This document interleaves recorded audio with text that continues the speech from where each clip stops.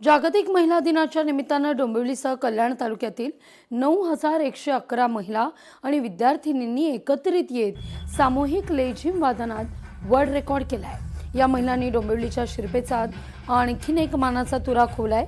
श्री संत सावळराम क्रीडा संकुल या क्रीडांगणामध्ये ठाणे जिल्ह्यातील शेकडो शाळांच्या विद्यार्थिनी महिला सहभागी झालेल्या होत्या।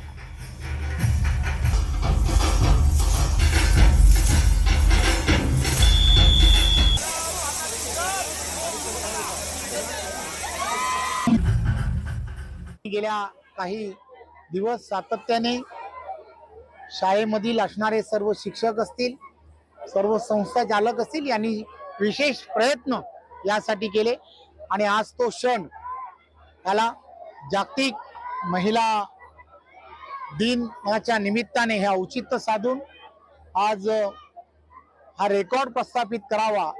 180 देशामध्ये असणारा Guinness world book of record मध्ये याची नोंद व्हावी यासाठी यांनी सर्वांनी मिळून प्रयत्न केला।